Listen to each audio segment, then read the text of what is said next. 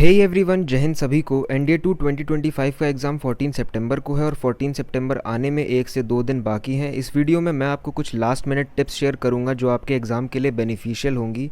Tip number 1, बहुत से ऐसे स्टूडेंट्स होंगे जिनका सिलेबस कंप्लीट नहीं हुआ होगा या उन्होंने कुछ भी नहीं पढ़ा होगा, तो उनका कहना है कि भाई हमारे लिए एग्ज़ाम देना तो यूज़लेस है। देखो, आप घर बैठ के 1 से 2 दिन के अंदर ऐसा कुछ नहीं कर लोगे जिससे आप जीनियस बन जाओ। तो अगर आप ट्रैवल करके एग्ज़ाम देने जाओगे तो उससे आपको एग्ज़ाम का एक्सपीरियंस मिलेगा, और जब आप ट्रैवल करके एग्ज़ाम देने जाओगे तो कहीं ना कहीं आप अपने कंफर्ट जोन से बाहर निकलोगे। आपको समझ आएगा कि किस तरीके से चीज़ें आगे बढ़ रही हैं और कंपटीशन किस लेवल पे बढ़ता जा रहा है। टिप नंबर 2, एग्ज़ाम का जो लेवल होता है वो हमेशा 3 सेक्शंस में डिवाइड होता है। 30 से 35% पेपर इजी होता है, 30 से 35% पेपर मॉडरेट होता है, 30 से 35% पेपर डिफ़िकल्ट।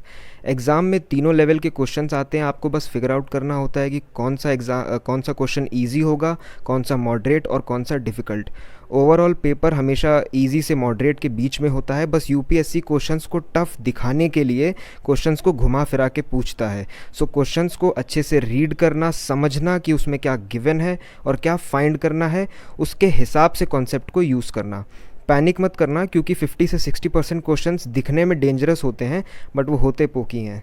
टिप नंबर 3, अपने ईगो को साइड रखकर पेपर देना। फॉर एग्जांपल, कोई पर्टिकुलर क्वेश्चन है, आप सॉल्व कर रहे हो उसको और उस टाइम उसका जो कॉन्सेप्ट है या फॉर्मूला है वो आपके दिमाग में नहीं आ रहा है, बट आपके अंदर वो एक ईगो वाली बात आ गई कि भाई ये क्वेश्चन तो मैं करके रहूँगा, इसका कॉन्सेप्ट मैंने पढ़ा था, इस चैप्टर के मैंने क्वेश्चंस भी प्रैक्टिस करे थे।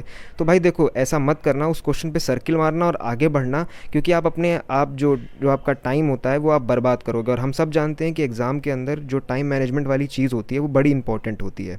टिप नंबर 4, एग्ज़ाम की जो पिछली रात होती है आप उसमें कुछ भी मत पढ़ना या रिवाइज़ करना। उसके बदले आप सुबह उठ जाना 4 या 5 बजे, क्योंकि दिमाग को रेस्ट देना बहुत ज़रूरी है। और इफ़ इन केस टेंशन में नींद ना आए तो अपने दिमाग को बस ये बोलना, चुप कर कुत्ते, सो जा। टिप नंबर 5, पेपर 1 यानी मैथ्स का जो पेपर होता है उसके बाद थोड़ा सा हमें टाइम मिलता है 1-1.5 घंटे का। उस टाइम में अपने मैथ्स के जो पेपर के आंसर्स हैं उनको चेक मत करना दूसरों के साथ या इंटरनेट पे। इससे आपका जीएटी के पेपर पे इफेक्ट पड़ेगा। फॉर एग्जांपल, आपका आंसर आ रहा है किसी पर्टिकुलर क्वेश्चन में π/18 और उसका करेक्ट आंसर है sin थीटा, तो कहीं ना कहीं ये आपको ही डीमोटिवेट करेगा।